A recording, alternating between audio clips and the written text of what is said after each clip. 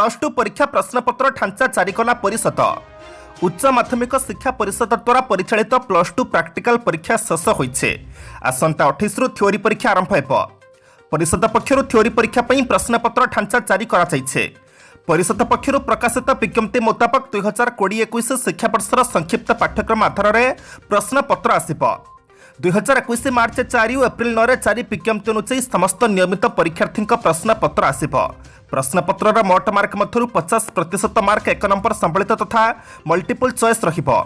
सेपरि 30% mark संक्षिप्त उत्तर विशिष्ट तथा 2 ବା 3 मार्कर प्रश्न रहिबो। 20% मार्क दीर्घ उत्तरमूलक तथा 5 मार्क संबलित रहिबो बोली परिषद पक्षरु कहा जाइछे। प्रश्नपत्र रे 3 प्रकार आसिबो बोली विज्ञप्ति रे उल्लेख रहिछे। सीसी कैमेरा नथिले परीक्षा केन्द्र बातिल। उच्च माध्यमिक शिक्षा परिषद द्वारा परिचालित प्लस टू थ्योरी परीक्षा पूर्व समस्त परीक्षा केन्द्र में सीसी कैमेरा लगाइबाकू निर्देश दिया जाइछे। परिषदर परीक्षा नियंत्रक एने समस्त कनिष्ठ महाविद्यालय अध्यक्ष को चिठी लिखिछन्ते। तुरंत कैमेरा लगाइबाकू कहा जाइछे। जो कनिष्ठ महाविद्यालय कर्तृपक्ष परीक्षा केन्द्र में सीसीटीवी लगाई नाहंती समाने आसंता 18 तारिख सुधा सीसी कैमेरा लगाइबा सह एहार लिंक साम्स ई स्पेस रे दाखल करिवे। सेपरि जोठी सीसी कैमेरा नथिबो सेही केन्द्रर छात्र छात्रींकर प्रैक्टिकल उत्तर खाता व मार्क फाइल ग्रहण कराजिबो नाही। जो परीक्षा केन्द्र सीसीटीवी न लगाइबे उक्त परीक्षा केन्द्र को बातिल करी निकटस्थ परीक्षा केन्द्र सह टैग कराजिबो बोली परिषद पक्षरु चेतावनी दिया जाइछे। 2024 मार्च सुधा मालकानगिरी को विमान उड़िबो। मुख्य सचिव केन्द्र मंत्री फली राज्य सरकार आकांक्षा जिलार समीक्षा करुछन्ते। राज्य मुख्य शासन सचिव सुरेश चंद्र महापात्र आज 4 दिनिया कोरापुट और मालकानगिरी जिला गस्त करिछन्ते। राज्य सरकार वरिष्ठ अधिकारी उपस्थित से प्रथम दिन में मालकानगिरी जिलार विभिन्न उन्नयनमूलक प्रकल्पर समीक्षा करिछन्ते। मुख्य सचिव गस्तर स्वाभिमानांचल और मालकानगिरी एयरस्ट्रिप पानीय जल और रास्ता आदि फोकस रही। यह गस्त अवसर में मुख्य शासन सचिव श्री महापात्र कहते 2024 मसीहा मार्च सुधा मालकानगिरी को विमान उड़िबो। एयरस्ट्रिप लगी जमी और जंगल अधिग्रहण सरी खूब शीघ्र टेंडर आह्वान करिबा पूर्त विभाग। मुख्य शासन सचिव आज स्वाभिमानांचल गस्त करिबार कार्यक्रम रही। काला बैसाखी 18 जिला को येलो वार्निंग जारी। आगामी 18 तारिख पर्यंत राज्यर विभिन्न जिले में वर्षा सह काला बैसाखीर संभावना रही। तेज आज अपराह सुधा राज्यर बालेश्वर भद्रक जाजपुर केन्द्रापड़ा कटक जगतसिंहपुर मयूरभंज केन्दुझर ढेंकानाल अनुकूल जिले में गोटी किंबा 2टी स्थान में वज्रपात और पवन सह झड़ वर्षा जनित कालबैशाखीर संभावना रही। यह समय पवनर बेग घंटा प्रति 30 रु 40 किलोमीटर पर्यंत बहीपे। सेपरि यह समय मध्य पुरी खोर्धा नयगढ़ गंजाम गजपति रायगड़ा कोरापुट नवरंगपुर जिलार गोटी किंबा 2टी स्थान में वज्रपात होबार संभावना रही बोली भारतीय पाणीपाग विभाग भुवनेश्वर स्थित आंचलिक पाणीपाग विज्ञान केन्द्र पक्षरु जारी एक सतर्क सूचना कहुଯାଇଛି। याकू दृष्टि रखी 18टी जिला येलो वार्निंग जारी करने सह कालबैशाखी समय पदाकू न बाहर लोकंकु परामर्श देछि पाणीपाग केन्द्र। जुएल ओरामक नुआ रूप मृतक पचाइले पूजार सामिल हेले। पूर्वतन केन्द्रमंत्री तथा एपेकार सुंदरगढ़ सांसद प्रतिरक्षा कमिटी अध्यक्ष जुएल ओराम को काली नुआ रूप देखा मिले। श्री ओराम काली स्थानीय उदितनगर स्थित सारणा पूजास्थल में पहुंची ओराम समाजर सदस्य मानक सह बेस किछि समय काटिथिले। पूजा कार्य सामिल होगा सह से दीर्घ समय धरी मृतक पचाइथिले। तांकर मृतक ताला ताला समाजर महिला माने उत्साहित होई नृत्य करुथिबा देखा मिलता। यह अवसर में से 20 लाख टंकार निर्माण होगाकू थिबा सारणा भवनर भित्तिप्रस्तर स्थापन करथिले। महानदी में गाधोई पहला काल बुड़ी जाई 2 कलेज छात्र मृत।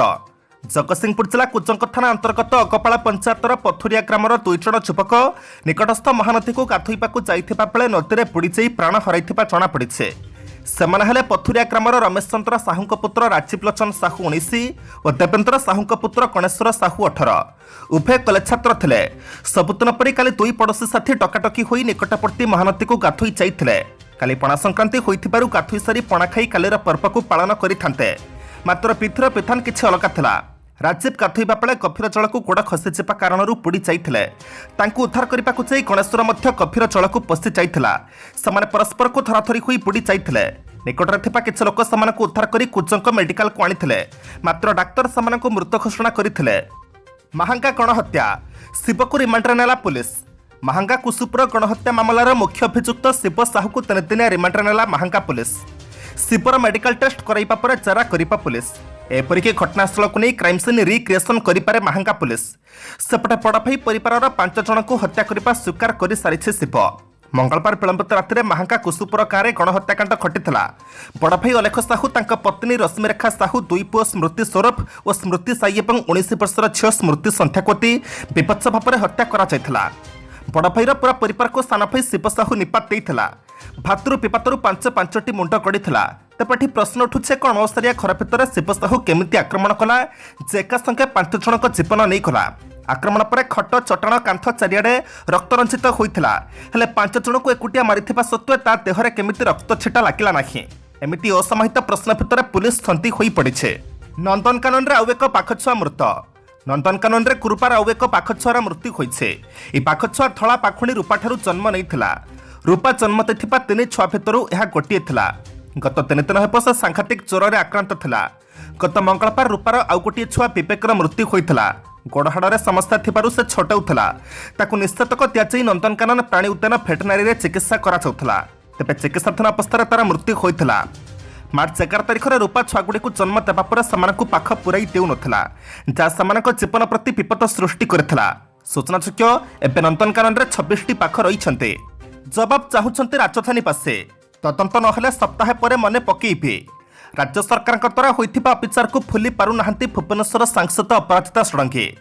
गत बुधवार राजधानी प्रतिष्ठा दिवस में आयोजित कार्यक्रम को खोद सांसद को डका जाई नथिला।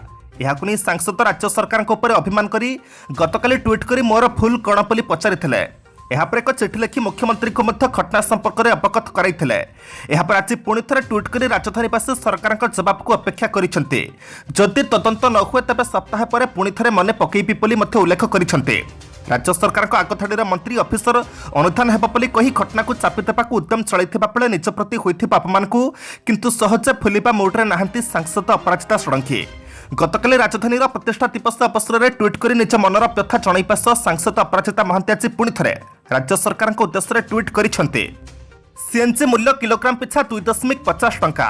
पाइप रंधन ग्यास 4.25 टंका वृद्धि पाइला। जातीय राजधानी दिल्ली में गुरुवार सीएनजी मूल्य किलोग्राम पिछा 2.50 टंका और पाइप रंधन ग्यास किलोग्राम पिछा 4.25 टंका वृद्धि पाइछे। जातीय राजधानी और यार आखपाख सहर में सीएनजी और पाइपलाइन जरिए रंधन ग्यास खुचरा व्यवसाय करुवा संस्था इंद्रप्रस्थ ग्यास लिमिटेड अर्थात आईजीएल वेबसाइट रे पोस्ट करा सूचना अनुसार दिल्लीर जातीय राजधानी अंचल में सीएनजी मूल्य वर्तमान किलोग्राम पिछा दर पे 71.61 टंका रही, जा पूर्व किलोग्राम पिछा 69.11 टंका थिला। सीएनजी क्षेत्र में चलित मासरे यह होछि तृतीय और मार्च 7 परठारु 11तम मूल्य वृद्धि। भारतीय विमान अपहरण घटना रे मुक्त होइथिबा मुस्ताक अहमद जरकर को आतंकवादी घोषणा कला भारत। भारतर गृह व्यापार मंत्रालय पाकिस्तान रे ऑल उमर मुजाहिदीन संस्थापना करथिबा मुस्ताक अहमद जरकर को स्ट्रिजेंट अनलफुल एक्टिविटीज अर्थात प्रिवेंशन आईन 1967 अनुसार आतंकवादी बोली घोषणा करेছে। 1969 इंडियन एयरलाइन विमान IC-814 अपहरण संकट बेले पणपंथी थिबा यात्री को मुकुलाइबा जेलरू छड़ा जाइथिबा 3 जण आतंकवादी मध्यरु जरकर अन्यतम। आतंकवादी संगठन अलकायदा और जैश मोहम्मद भली उग्र आतंकवादी संगठन सह जोगसूत्र रखिथिबा जरकर केवल भारत में नुहे समग्र विश्व में शांति प्रति विपद। 52 वर्षीय जरकर ओरफ लाटराम होउछि जम्मू और काश्मीर श्रीनगर अंतर्गत गनी मोहल्लार बासिंदा। जम्मू और काश्मीर इंधन को इंधन चकेपा लगी से पाकिस्तान अविश्रांत अभियान चलाउछे। प्रधानमंत्री संग्रहालय उद्घाटन करी भितर को जावाई प्रथम टिकेट किणिले प्रधानमंत्री मोदी। भारतर 14 जन पूर्वतन प्रधानमंत्री उद्देश्य उत्सर्ग होइथिबा प्रधानमंत्री संग्रहालय को काली उद्घाटन करिबा परे भितर को जिबा लागि प्रधानमंत्री नरेंद्र मोदी प्रथम टिकेट किणिछन्ते। सरकारी अधिकारी मानक कहिबानुसार वैश्विक भाव में उन्नत उक्त संग्रहालय देशर प्रथम प्रधानमंत्री जवाहरलाल नेहरू जीवनी अवदान सहित समग्र विश्व से पाइथिबा उपहार गुड़ी प्रथम थर पर प्रदर्शन करा जाउछे। नेहरू पाइथिबा अनेक गुड़ी उपहार एजापथ प्रदर्शित होई नथिला। देशर प्रधानमंत्री होइथिबा नेतामानक विषय सचेतनता सृष्टि कराइबा पई उक्त संग्रहालय विकसित होइछे। आदर्श और कार्यकाल निर्विशेषर समस्त प्रधानमंत्री अवदान को एथिरे स्वीकृति दिया जाइछि बोली समाने सूचना दैछन्ते। यूक्रेन को साहाय्य कले बर्बाद करिदेबो। रूस यूक्रेन युद्ध 50तम दिन में पहुंची। अनेक देशर हस्तक्षेप सत्वे रूस और यूक्रेन युद्ध समाप्त होबार ना नेउ नाही। इतिमध्य यूक्रेन सशस्त्र बाहिनी मुख्य बुधवार कहते जे रूस सेना यूक्रेन दोनेत्स्क और खेर्सन अंचल में आक्रमण करने को प्रस्तुति चलाइছে। ସେହିପରି ଜେଲେନସ୍କିଙ୍କୁ ଭେଟିବା ପାଇଁ ଆମେରିକା ଉଚ୍ଚସ୍ତରୀୟ ଅଧିକାରୀମାନଙ୍କୁ କିଏଭ୍ ପଠାଇବାକୁ ଚିନ୍ତା କରୁଛେ। ଅପରପକ୍ଷେ ଯୁଦ୍ଧର 50ତମ ଦିନରେ ରାଷ୍ଟ୍ରପତି ଭ୍ଲାଦିମିର ପୁଟିନ ନାଟୋ ଦେଶମାନଙ୍କୁ ଖୋଲାଖୋଲି ଧମକ ଦେଇଛନ୍ତି। ସେ କହିଛନ୍ତି କେହି ଯଦି ୟୁକ୍ରେନକୁ ସାହାଯ୍ୟ କରେ ତାହେଲେ ତାକୁ ବର୍ବାଦ କରିଦେବୁ, ତୁମ ଯାନବାହନ ଓ ଅସ୍ତ୍ରଶସ୍ତ୍ରଗୁଡ଼ିକୁ ନଷ୍ଟ କରିଦେବୁ। ଚଳିତ ବର୍ଷ ସ୍ୱାଭାବିକ ରହିବ ମୌସୁମୀ। ଚଳିତ ବର୍ଷ ସ୍ୱାଭାବିକ ରହିବ ମୌସୁମୀ ବାୟୁ। ମୌସୁମୀ ସ୍ୱାଭାବିକ ରହିବା ନେଇ ଭାରତୀୟ ପାଣିପାଗ ବିଭାଗ ପକ୍ଷରୁ ସୂଚନା ଦିଆଯାଇଛି। ପାଣିପାଗ ବିଭାଗର ସୂଚନା ଅନୁସାରେ ଜୁନ୍ରୁ ସେପ୍ଟେମ୍ବର ମଧ୍ୟରେ ସ୍ୱାଭାବିକ ବର୍ଷା ହୋଇପାରେ। ଚଳିତ ବର୍ଷ ଦକ୍ଷିଣ ପଶ୍ଚିମ ମୌସୁମୀ ବାୟୁ ସ୍ୱାଭାବିକ ରହିବା ସହ ମୌସୁମୀ ବର୍ଷାର ପରିମାଣ 96ରୁ 104% ରହିବ ବୋଲି ଆକଳନ କରିଛି ଭାରତୀୟ ପାଣିପାଗ ବିଭାଗ। ତା ସହ ଉତ୍ତର କେନ୍ଦ୍ର ଭାରତରେ ସ୍ୱାଭାବିକରୁ ଅଧିକ ବର୍ଷା ହୋଇପାରେ ବୋଲି କୁହାଯାଇଛି। ଉତ୍ତର ପୂର୍ବାଞ୍ଚଳ, ଉତ୍ତର ପଶ୍ଚିମାଞ୍ଚଳ, ଦକ୍ଷିଣାଞ୍ଚଳରେ କମ୍ ବର୍ଷା ହୋଇପାରେ ବୋଲି ଭାରତୀୟ ପାଣିପାଗ ବିଭାଗ ପକ୍ଷରୁ ସୂଚନା ଦିଆଯାଇଛି। ସ୍ପଷ୍ଟ କଲା ରେଳ ମନ୍ତ୍ରାଳୟ, ଡିଜେଲ ଟ୍ରାକ୍ସନରେ ଚାଲୁଥିବା ଟ୍ରେନ୍ରୁ ଅଧିକ କର ଆଦାୟ ଯୋଜନା ନାହିଁ। ଦେଶର ଡିଜେଲ ଟ୍ରାକ୍ସନରେ ଚାଲୁଥିବା ଟ୍ରେନ୍ଗୁଡ଼ିକରୁ କୌଣସି ସରଚାର୍ଜ ଆଦାୟ କରିବା କୌଣସି ଯୋଜନା ନାହିଁ ବୋଲି ରେଳବାଇ ସ୍ପଷ୍ଟ କରିছে। କେତେକ ଗଣମାଧ୍ୟମରେ ଆଗାମୀ ଦିନରେ ଡିଜେଲ ଟ୍ରାକ୍ସନରେ ଚାଲୁଥିବା ଟ୍ରେନ୍ରେ ସରଚାର୍ଜ ଆଦାୟ କରାଯିବ ବୋଲି ଖବର ପ୍ରକାଶିତ ହୋଇଥିଲା। ଏଭଳି ଅନୁମାନ ଭିତ୍ତିହୀନ ବୋଲି ରେଳ ମନ୍ତ୍ରାଳୟ କହିছে। ଆଜି ଏପ୍ରିଲ ମାସ 15 ତାରିଖ ଶୁକ୍ରବାର। ଏବେ ଆମେ ଜାଣିବା 12ଟି ରାଶିର ସମ୍ପୂର୍ଣ୍ଣ ରାଶିଫଳ। ମେଷ ରାଶି, ଆଜି ଜଣେ ପଦସ୍ଥ ବ୍ୟକ୍ତିଙ୍କ ସାନ୍ନିଧ୍ୟ ଲାଭ କରି ଆନନ୍ଦ ଅନୁଭବ କରିବେ। ପାରିବାରିକ କ୍ଷେତ୍ରରେ ବନ୍ଧୁମାନଙ୍କ ସହ ଗୁରୁତ୍ୱପୂର୍ଣ୍ଣ ଆଲୋଚନାରେ ସାମିଲ ହୋଇପାରନ୍ତି। ରାଜନୈତିକ, ଆନୁଷ୍ଠାନିକ ତଥା ସାଂଗଠନିକ ସ୍ଥିତି ବେଶ୍ ମଜବୁତ ରହିବ। ଅଫିସରେ ଜଣେ ବନ୍ଧୁଙ୍କ ଉପସ୍ଥିତିକୁ କେନ୍ଦ୍ର କରି ଝଗଡ଼ା ଲାଗିପାରେ। ବୃଷ ରାଶି, ଆଜି ଆପଣଙ୍କ କଥା ଯେମିତି କାମ ମଧ୍ୟ ସେମିତି ହେବ। ନିଜ ଲୋକ ବିରୋଧ କରୁଥିଲେ ମଧ୍ୟ ଶୁଭେଚ୍ଛୁମାନେ ଆପଣଙ୍କୁ ସୁହାଇଲା ଭଳି କଥା କହିବେ। ପାରିବାରିକ ଅଶାନ୍ତି ହେତୁ ମନରେ ଭାବନାର ଜ୍ୱର କେନ୍ଦ୍ରୀଭୂତ ହେବ। ଶିଳ୍ପ, ବାଣିଜ୍ୟ, ବ୍ୟବସାୟ, ପରିବହନ, ପ୍ରଶାସନ, ଆଇନ ଅଦାଲତରେ ଶୁଭ ଫଳ ପାଇବେ।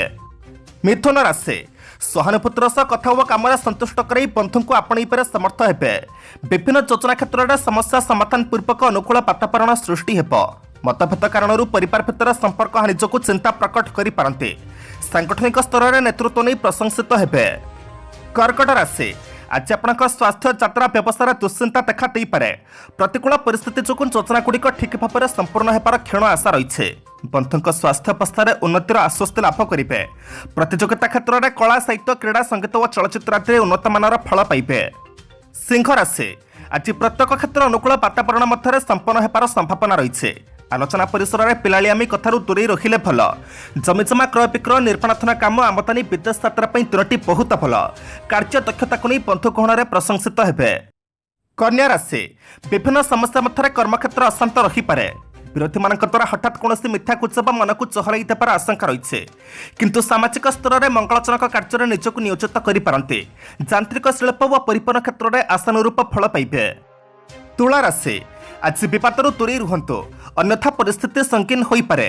ପ୍ରତିଦ୍ୱନ୍ଦିତା କଲେ ଲାଭ ହେବନି। ଆର୍ଥିକ ସ୍ଥିତି ଭଲ ରହିବ, କିନ୍ତୁ ଆତ୍ମୀୟ ସ୍ୱଜନଙ୍କ ଅସହିଷ୍ଣୁତା ଦୁଶ୍ଚିନ୍ତାର କାରଣ ହୋଇପାରେ। ବାଣିଜ୍ୟ, ବ୍ୟବସାୟ, ପରିବହନ ଓ ଆଇନ ଅଦାଲତ କ୍ଷେତ୍ରରୁ ଆଶାନୁଯାୟୀ ସୁଫଳ ପାଇବେ। ବିଛା ରାଶି, ମନ ବୁଝିଲା ଭଳି କଥା କହି ବନ୍ଧୁଙ୍କୁ ଆପଣେଇ ନେବେ ଓ କାମ ହାସଲ କରିବେ। ପାଖ ପଡ଼ୋଶୀମାନଙ୍କ ନିମନ୍ତ୍ରଣ କ୍ରମେ ମନୋରଞ୍ଜନରେ ଆଗ୍ରହ ପ୍ରକାଶ କରିପାରନ୍ତି। ଅଫିସିଆଲି କାମ ସକାଶେ ଅପରାହ୍ନରେ ଟେନସନ୍ ବଢ଼ିପାରେ। ଆପଣ ଆଜି ଯାହା କରନ୍ତୁ ନା କାହିଁକି କାର୍ଯ୍ୟ ସାଧନରେ ସହଯୋଗର ଅଭାବ ରହିବ ନାହିଁ। ଧନୁ ରାଶି, ଅଭାବ ନଥିଲେ ମଧ୍ୟ କୌଣସି ବ୍ୟକ୍ତିର ପରୋକ୍ଷ ଯନ୍ତ୍ରଣା ମାନସିକ ସୁସ୍ଥତାକୁ ନଷ୍ଟ କରିବ। ପରିଜନଙ୍କ ସହ ନୂତନ ସ୍ଥାନ ଭ୍ରମଣ ସୁଯୋଗ ଜୁଟିବ। ହିତୈଷୀଙ୍କ ସହଯୋଗରୁ ଅର୍ଥ ଓ ସମ୍ମାନ ମିଳିବ। ବ୍ୟବସାୟିକ ଉନ୍ନତି କରିବେ। ପ୍ରତ୍ୟେକ କ୍ଷେତ୍ରରେ ଅପ୍ରିୟ ସତ୍ୟ ପ୍ରକାଶ କରିବା କାରଣରୁ ସମ୍ପର୍କୀୟମାନେ ପାଖ ମାଡ଼ିବେ ନାହିଁ। ମକର ରାଶି, ବନ୍ଧୁଙ୍କ କଥାକୁ ପାଳନ କଲେ ଉପକୃତ ହେବେ। ଦୂରାଗତ ବନ୍ଧୁଙ୍କ ଆଗମନ ହେତୁ ପାରିବାରିକ କ୍ଷେତ୍ର ଚଳଚଞ୍ଚଳ ରହିବ। ପରିବହନ, ପ୍ରଶାସନ, ପ୍ରକାଶନ, ସାହିତ୍ୟ, ସାମ୍ବାଦିକତା ତଥା ରଚନାତ୍ମକ କାମ ପାଇଁ ଆଜି ଦିନଟି ପ୍ରକୃଷ୍ଟ ଦିବସ। କିନ୍ତୁ ଧନିଷ୍ଠ ନକ୍ଷତ୍ରର ବହୁତ ମାନସିକ ଦୁଶ୍ଚିନ୍ତା କାରଣରୁ ରକ୍ତଚାପ ମଧ୍ୟ ବୃଦ୍ଧି ପାଇପାରେ। କୁମ୍ଭ ରାଶି, ପ୍ରତ୍ୟେକ କାମକୁ ସମ୍ପନ୍ନ କରିବେ ସତ, କିନ୍ତୁ ଟେନସନ୍ ଜମା ଛାଡ଼ିବ ନାହିଁ। ସମସ୍ୟା ସମାଧାନ ହେବ, ମାତ୍ର ଅସୁବିଧାର ଶେଷ ପର୍ଯ୍ୟାୟରେ। ଘରର ବରାଦ ଅନୁଯାୟୀ ଆଜି ନୂତନ ଜିନିଷ କ୍ରୟ କରିବା ସକାଶେ ମନ ପଳାଇ ପାରନ୍ତି। ଅବଶ୍ୟ ଉଦାରତା ଗୁଣ ସକାଶେ ସ୍ଥାନୀୟ ବ୍ୟକ୍ତି ବିଶେଷଙ୍କ ଦ୍ୱାରା ଉପକୃତ ହେବେ। ମୀନ ରାଶି, ଆପଣଙ୍କ ଚିନ୍ତାଧାରା ଭଲ ହେଲେ ମଧ୍ୟ କ'ଣ ହେବ, ସତ କହି ସମସ୍ୟାକୁ ଡାକି ଆଣିବେ। ଅବଶ୍ୟ ଶତ୍ରୁତା କରୁଥିବା ବ୍ୟକ୍ତିମାନେ ଦେଖି ଶିଖି ବହୁତ କଥା କହିପାରନ୍ତି। ଫଳରେ କେତେକ କ୍ଷେତ୍ରରେ ବିବାଦୀୟ ଘଟଣା ଟିକିଏ ଜଟିଳ ଆଡ଼କୁ ଗତି କରିପାରେ। ପାରିବାରିକ ବୁଝାମଣା ସମ୍ପର୍କରେ ମଧ୍ୟ ବିଶେଷ ଅଗ୍ରଗତି ହେବ ନାହିଁ।